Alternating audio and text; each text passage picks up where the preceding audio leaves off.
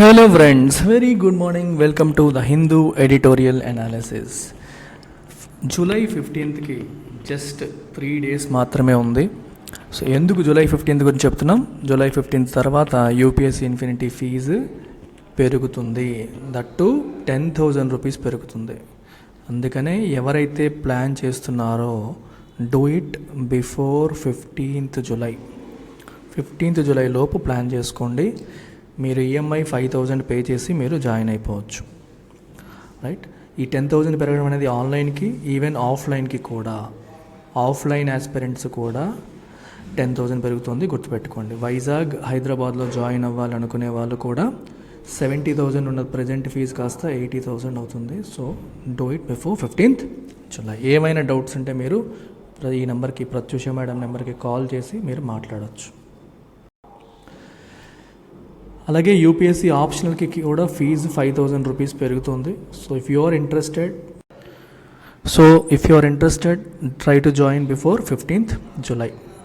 So public administration, PSIR రెండు నేను teach చేస్తున్నాను. Sociology, anthropology, Telugu literature. So total 5 optionals ఉన్నాయి మన దగ్గర. 5లో మీరు ఏది కావాలంటే అది జాయిన్ కావచ్చు. సో మీకు స్విచ్ ఓవర్ ఆప్షన్ కూడా ఉంటుంది. ఫీజు వివరాలు ఇక్కడ కనిపిస్తున్నాయి. దీన్ని కూడా ఈఎంఐలో జాయిన్ అయ్యే ఛాన్స్ మీకు ఉంది. So don't miss this. So ఇది టుడేస్ ఎడిటోరియల్. టైటిల్ వచ్చేసి మనకి రైట్ఫుల్ ఛాలెంజ్ అనే పేరుతో వచ్చింది. రైట్ఫుల్ అంటే రీజనబుల్, నిజంగానే, లెజిటిమేట్ అని అర్థం. Considerable, legitimate, yes. ఛాలెంజ్ చేస్తున్నారు. ఎవరు ఛాలెంజ్ చేస్తున్నారు? ట్విట్టర్ వాళ్ళు చేస్తున్నారు. ఎవరికి వ్యతిరేకంగా చేస్తున్నారు? గవర్నమెంట్ ఆఫ్ ఇండియాకి వ్యతిరేకంగా చేస్తున్నారు. Government of India IT act section 69A ప్రకారం ట్విట్టర్కి కొన్ని రెస్ట్రిక్షన్స్ పెడుతుంది. ట్విట్టర్కి కొన్ని రెస్ట్రిక్షన్స్ పెట్టడం అనేది జరుగుతుంది. సో ఆ రెస్ట్రిక్షన్స్ని ఛాలెంజ్ చేస్తూ ట్విట్టర్ ఏమో కర్ణాటక హైకోర్టుని అప్రోచ్ అవ్వడం అనేది జరిగింది. ఈ అప్రోచ్ అవ్వడం అనేది rightful, legitimate, yes, they have a right to go for it. అంటే జెన్యూన్గానే ప్రభుత్వం చేస్తున్న నియంత్రణలు అనేవి కరెక్ట్గా లేదు, ట్విట్టర్ వాదన కరెక్ట్గానే ఉంది అనే మీనింగ్ అక్కడ వస్తుంది. So Twitter case should lead to changes in IT rules that will protect free speech. So మనకి article 19(1)A freedom of speech and expression అనేది ఇస్తుంది. గవర్నమెంట్ ఐటీ రూల్స్లో, ఇన్ఫర్మేషన్ టెక్నాలజీ రూల్స్లో కొన్ని మార్పులు తీసుకొచ్చింది. ఈ మార్పుల ప్రకారం ట్విట్టర్, ఫేస్బుక్ లాంటి ఆన్లైన్ ప్లాట్ఫామ్స్లో ఎవరైనా సరే ఏవైనా కామెంట్స్ చేసినా, ఏవైనా ట్వీట్స్, పోస్టులు పెట్టినా వాటి వల్ల security of the nation, integrity of the nation, public ఆర్డర్కి ఏమైనా డిస్టర్బెన్స్ కలిగితే వాటిని నియంత్రించే హక్కు, వాటిని తీసివేయమని చెప్పే హక్కు ప్రభుత్వానికి ఉంటుందని, దాన్ని ట్విట్టర్, ఫేస్బుక్ లాంటి ఆన్లైన్ సంస్థలు ఫాలో అవ్వాలని ఆ మార్పుల్లో భాగం. సో ఈ కొత్తగా చేసిన ఈ మార్పుల్ని ఉపయోగించుకొని గవర్నమెంట్ ఆఫ్ ఇండియా ట్విట్టర్ని చాలా ట్వీట్స్ తీసేయమని, చాలామంది ట్విట్టర్ అకౌంట్స్ని బ్యాన్ చేయమని, కంప్లీట్గా ఆల్టుగెదర్ బ్యాన్ చేసేయమని ఆర్డర్స్ పాస్ చేస్తుంది. దానికి వ్యతిరేకంగా ట్విట్టర్ ఈరోజు కర్ణాటక హైకోర్టుని అప్రోచ్ అవ్వడం అనేది జరిగింది. సో ఇప్పుడు ట్విట్టర్ పాయింట్ ఆఫ్ వ్యూలో ఎందుకు ప్రభుత్వాన్ని వాళ్ళు హైకోర్టుని అప్రోచ్ అయ్యారు, ట్విట్టర్ వాదన స్ట్రాంగ్గా ఉందా లేదా, గవర్నమెంట్ వ్యతిరేకంగా వాళ్ళు నిలబడగలుగుతారా లేదా అనేది మనం ఇప్పుడు ఒకసారి చూద్దాం. By moving the Karnataka high court challenging several blocking orders, చూడండి, blocking orders from the union government on content posted on its website, Twitter has finally decided to take the bull by the horns. అంటే అర్థం ఏంటి? Bull అంటే ఇప్పుడు మామూలుగా bull అంటే ఎద్దుని కొమ్ములు పట్టుకోవడం అంటే ఏంటి, చాలా కష్టం. Take the bull by the horns అనేది ఇడియం. దాని అర్థం ఏంటి? ఒక డిఫికల్ట్ ఛాలెంజ్ని భయపడుతూ కాకుండా హెడ్ ఆన్ తేల్చుకుందాం. అంటే నువ్వు కొత్త ఛాలెంజ్ని డైరెక్ట్గా డీల్ చేయడానికి సిద్ధమై ముందుకు వెళ్ళడం అనమాట. So it has finally decided to take the bull by the horns. ఈ ఛాలెంజ్ నేను టేకప్ చేస్తాను, గవర్నమెంట్ ఎంతకాలం నన్ను ఇలా నియంత్రిస్తుందో చూస్తానని చెప్పి కోర్టుకి ట్విట్టర్ వెళ్ళడం అనేది జరిగింది. On the issue of freedom of expression on the online ప్లాట్ఫామ్లో సో ఫ్రీడమ్ ఆఫ్ ఎక్స్ప్రెషన్కి సంబంధించిన ఇష్యూ విషయంలో కోర్టుకి వెళ్ళడం అనేది జరిగింది. A cynical view will regard this as action done under duress. మీరు ఒకసారి సినికల్గా ఆలోచిస్తే, సినికల్ అంటే ట్విట్టర్ వాడు భయపడిపోయాడులే, ట్విట్టర్ వాడికి గవర్నమెంట్ ఫుల్గా స్ట్రెస్ పెట్టింది, అందుకని వెళ్ళిపోయాడు, అంతేగాని పెద్ద మ్యాటర్ ఏం లేదు అని అనిపిస్తుంది. డ్యూరస్ అంటే స్ట్రెస్, ఈ స్ట్రెస్లో వాడు వెళ్ళాడు అని చెప్పి మనకు అనిపిస్తుంది. ఎందుకంటే between February 2, 2021 and February 28, 2022 Twitter was issue directions to block 1474 accounts and 175 tweets in India. 1474 accounts, 175 ట్వీట్స్ని బ్లాక్ చేయమని గవర్నమెంట్ వైపు నుంచి ట్విట్టర్కి ఆర్డర్స్ రావడం జరిగింది ఈ 1 year పీరియడ్లో. అర్థమైందా? And with the ministry of electronics and information technology suggesting in June that it was giving the company a final opportunity to comply with the directions. So జూన్లో ministry of electronics and information technology ఏమని చెప్పింది, మీకు చివరి opportunity ఇస్తున్నాం, మేము ఇచ్చిన డైరెక్షన్స్ని follow అవ్వండి, లేకపోతే మీ పైన లీగల్ యాక్షన్ తీసుకుంటామని చెప్పి గవర్నమెంట్ వార్నింగ్ కూడా ఇవ్వడం జరిగింది. ఎవరికి? ట్విట్టర్కి. సో ఇవన్నీ జరిగాయి కాబట్టి ట్విట్టర్ కోపపడి లేదా రివర్స్ అయింది గవర్నమెంట్కి అని చెప్పి మనం అనుకోవచ్చు. లేదా నిజంగానే ట్విట్టర్ వాదనలో ఏదైనా బలం ఉందా అనేది ఒకసారి చూడాలి. బట్ ఏ సబ్స్టాంటివ్ అంటే ఒక డీటెయిల్డ్గా, కన్సిడరబుల్గా, అంటే పైన కాకుండా డీటెయిల్డ్గా మనం ఒక చూస్తే దేన్ని, at the challenge in the court by the company, Twitter వాళ్ళు హైకోర్టులో చేసిన ఛాలెంజ్ని మీరు డీటెయిల్డ్గా అబ్జర్వ్ చేస్తే, పిటిషన్ డీటెయిల్డ్గా అబ్జర్వ్ చేస్తే మనకేం కనిపిస్తాయి? 39 URLs in specific in its పిటిషన్లో 39 URLs అంటే లింక్స్ పెట్టారు, వీటిని తీసేయమని చెప్పారు గవర్నమెంట్. ఎందుకు తీసేయాలో చెప్పండి అన్నట్టుగా ఆ లింక్స్ని పిటిషన్లో మెన్షన్ చేయడం జరిగింది. It suggest the Twitter is right to take up the gauntlet. చూసారా? సో ట్విట్టర్ చేసిన పని కరెక్టే అని మనకి ఇప్పుడు అనిపిస్తుంది. ఎప్పుడు ట్విట్టర్ వాళ్ళ పిటిషన్ని మనం ఒక్కసారి చూస్తే, ట్విట్టర్ పిటిషన్ని మనకు చూస్తే మనకి తెలుస్తుంది. ఓకేనా? రైట్. ఇక్కడ టేకప్ ది గాంట్లెట్ అంటే మీనింగ్ ఏంటి? Accepting a challenge. Twitter challenge accept చేయడం కరెక్టే అని అనిపిస్తుంది. ఎందుకు అనేది మనం ఒకసారి చూద్దాం. పిటిషన్ని మనం జాగ్రత్తగా అబ్జర్వ్ చేస్తే ట్విట్టర్ అనేది ఛాలెంజ్ యాక్సెప్ట్ చేయడం కరెక్ట్ అని మనకు అనిపిస్తుందని చెప్పి చెప్తున్నారు. Much of the content in these URLs deemed to be fit for take downs is either journalistic or of a political nature or even dissent. Government ఏ ట్వీట్స్ని అయితే డిలీట్ చేసేయండి, రిమూవ్ చేసేయండి, టేక్ డౌన్ ఫ్రమ్ ట్విట్టర్ అని చెప్తోందో ఆ content అంతా మీరు ఒకసారి అబ్జర్వ్ చేస్తే అది ఎటువంటి కంటెంట్? ఎయిదర్ జర్నలిస్టిక్ లేదా పొలిటికల్ లేదా డిసెంట్ అంటే ప్రభుత్వానికి వ్యతిరేకంగా నిరసన వ్యక్తపరుస్తూ ఇచ్చిన కంటెంట్ అని అర్థం. మీకు అర్థమవుతుందా? ఇట్లాంటిది. అంతేగాని ఈ కంటెంట్ అనేది పబ్లిక్ ఆర్డర్ని డిస్టర్బ్ చేసేదో, నేషనల్ ఇంటిగ్రిటీని డిస్టర్బ్ చేసేదో, దేశ సార్వభౌమాధికారాన్ని సెక్యూరిటీని, సమగ్రతని, భద్రతని, రైట్, వీటిని డిస్టర్బ్ చేసే కంటెంట్ కాదు. మరి అలాంటి కంటెంట్ని రిమూవ్ చేయమని ఎందుకు చెప్పాలి? For example, some of the tweets were by farmers and others during their agitations against the ఫార్ములాస్కి వ్యతిరేకంగా ఫార్మర్స్ చేసిన కొన్ని ట్వీట్స్ని కూడా రిమూవ్ చేయమని చెప్పింది గవర్నమెంట్.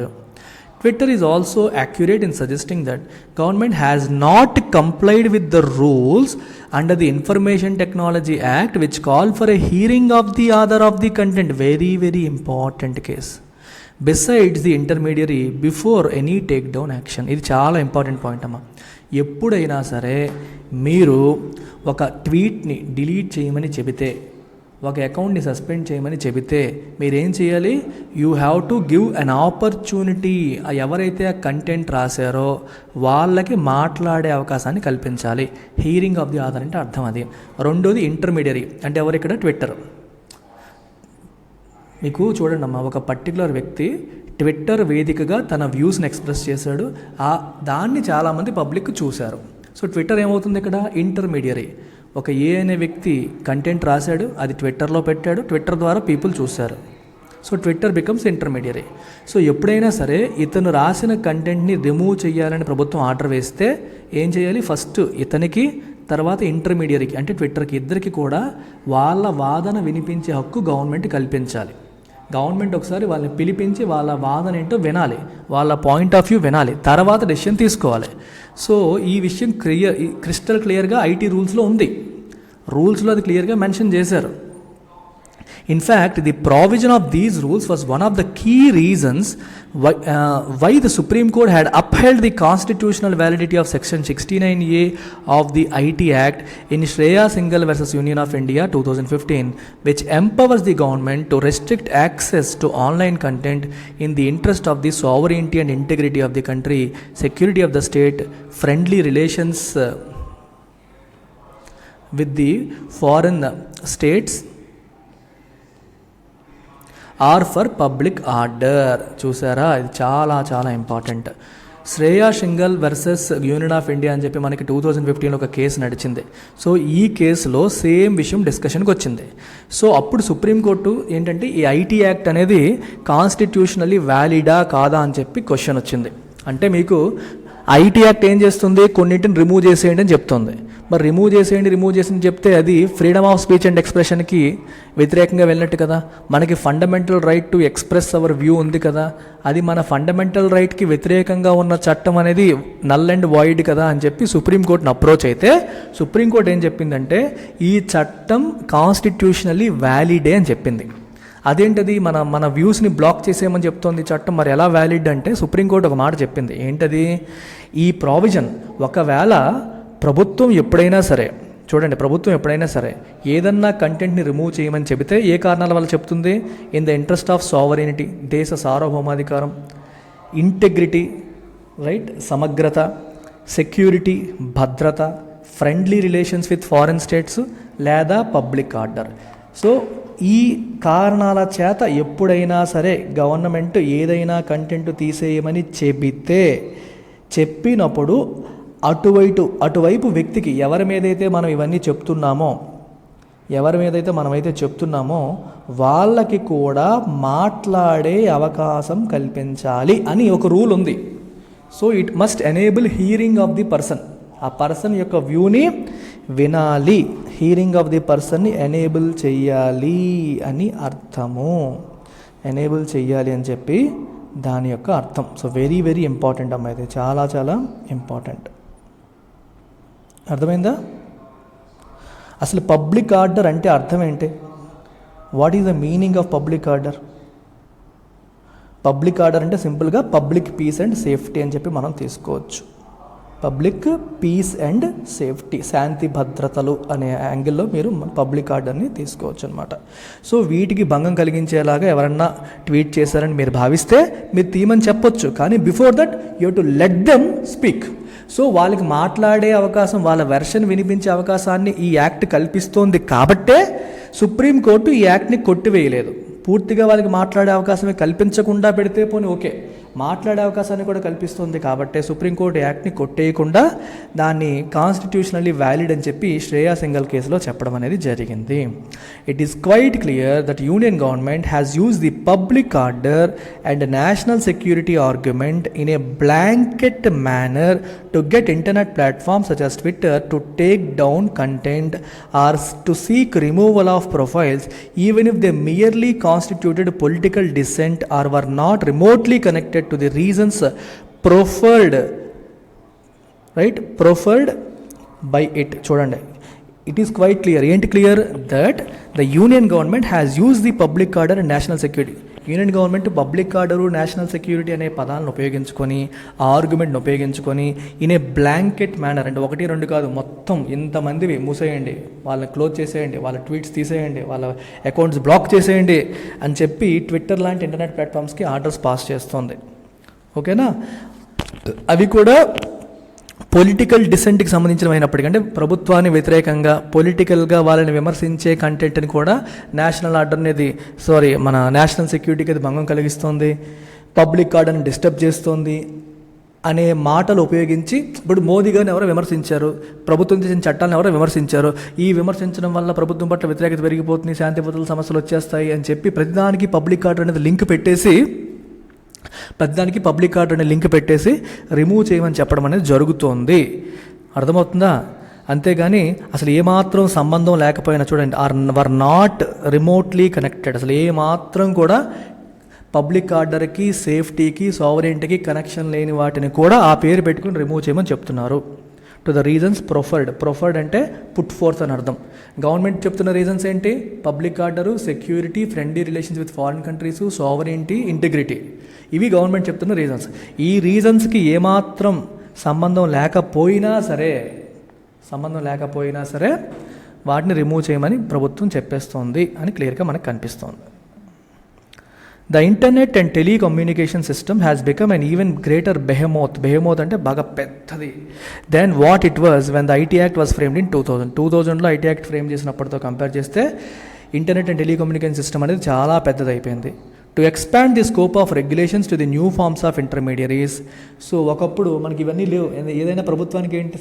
సో ఒకప్పుడు మీడియా అంటే ఏంటి? మనకి టీవీలు, లేకపోతే న్యూస్ పేపర్లు, మ్యాగజైన్స్. ఇప్పుడేంటి? ఇంటర్నెట్ కూడా. సో అందుకనే వీటన్నింటినీ కూడా క్లబ్ చేయాలి, స్కోప్ ఇంప్రూవ్ చేయాలని చెప్పి government most recently came up with the information technology intermediary guidelines and digital media ethics code rules 2021లో మార్పులు తీసుకొచ్చింది ఐటీ యాక్ట్లో. Which besides bringing about obligations for accountability from social media companies. So social media companies వాళ్ళ platforms మీద వస్తున్న content విషయంలో అకౌంటబుల్గా ఉండాలి అని చెప్పి కొన్ని ఆబ్లిగేషన్స్ పెట్టింది, కొన్ని రూల్స్ అండ్ రెగ్యులేషన్స్ పెట్టింది కంప్లై అవ్వమని చెప్పి. అండ్ దాంతోపాటు went on to add onerous requirements. ఇంకా వాళ్ళకి చాలా ఎక్కువ రిక్వైర్మెంట్స్ పెట్టింది. రకరకాల కొత్తగా ఎంతమంది ఆఫీసర్స్ని పెట్టాలని రకరకాలుగా వాళ్ళకి చాలా ఎక్కువ రిక్వైర్మెంట్స్ పెట్టడం అనేది జరిగింది. Such as traceability of online conversations. మీ ప్లాట్ఫామ్లో జరిగిన ఆన్లైన్ కన్వర్జేషన్స్ ఎక్కడ స్టార్ట్ అయ్యాయి, ఎవరు మొదలు పెట్టారు, దాన్ని మీరు ట్రేస్ చేయాలి. And new oversight functions. Oversight అంటే ఏంటి? పర్యవేక్షణ అధికారిని, ఒక ఓవర్ సైట్ ఆఫీసర్ని పెట్టాలి, ఏం జరుగుతుందో ప్రతిదీ చూడాలి అని చెప్పి. అండ్ ఈ ఫంక్షన్స్ అన్నీ కూడా that are weighted in the government's favour. అంటే గవర్నమెంట్కి వ్యతిరేకంగా ఏదన్నా జరుగుతుంది దాన్ని పట్టుకోవాలన్నట్టు. సో గవర్నమెంట్కి ఫేవరబుల్గా ఓవర్ సైట్ ఫంక్షన్స్ని, పర్యవేక్షించే ఫంక్షన్స్ని కూడా యాడ్ చేసింది.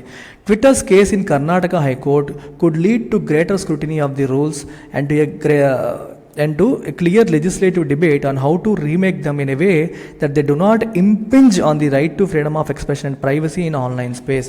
సో ట్విట్టర్ ఇప్పుడు హైకోర్టుకి వెళ్ళింది కాబట్టి దీనివల్ల కోర్టులో దీని మీద డిబేట్ జరుగుతుంది. హైకోర్టు కాదు మళ్ళీ సుప్రీంకోర్టు జరుగుతుంది. దీనివల్ల ఈ రూల్స్ని మాడిఫై చేసే అవకాశం అనేది వస్తుంది అని చెప్పి మనం ఎక్స్పెక్ట్ చేస్తున్నాం. సో రూల్స్ అన్నింటినీ గ్రేట్ లెవెల్లో కోర్టు స్క్రూటినైజ్ చేసి మళ్ళీ లెజిస్లేచర్లో దాన్ని మార్పు చేయమని కోర్టు సలహాలు ఇచ్చే అవకాశం అనేది ఉంది. దానివల్ల మన ఫ్రీడమ్ ఆఫ్ స్పీచ్, ఎక్స్ప్రెషన్, ప్రైవసీని ఇంపింజ్ చేయకుండా, ప్రభుత్వం అనేది ఇంపింజ్ అంటే దాన్ని భంగం కలిగించకుండా కాపాడుకునే అవకాశం అనేది మనకు వస్తుంది అని చెప్పి చివరిగా చెప్పడం జరుగుతుంది. I hope you have understood this. అయితే ఈ ఆర్టికల్కి రీసెంట్గా హిందూలోనే ఎక్స్ప్లెయినర్ అని కూడా వచ్చింది. సో నేను హైలైట్ చేశాను హిందూ ఎక్స్ప్లెయినర్లో ఇంపార్టెంట్ ఆస్పెక్ట్స్ ఏంటని ఇక్కడ హైలైట్ చేశాను. వీటిని కూడా మీరు ఒక్కసారి చదివేసుకోండి. ఇది ఆల్రెడీ మన శ్రీనివాస్ సార్ ఎక్స్ప్లెయినర్లో చెప్పారు. బట్ ఎనీవే ఇందులో పీడిఎఫ్ పెట్టాను, హైలైట్ చేశాను కూడా. పీడిఎఫ్లో మీకు ఇది కనిపిస్తుంది. What ever I highlighted. So I want you to go through this particular article in detail manner.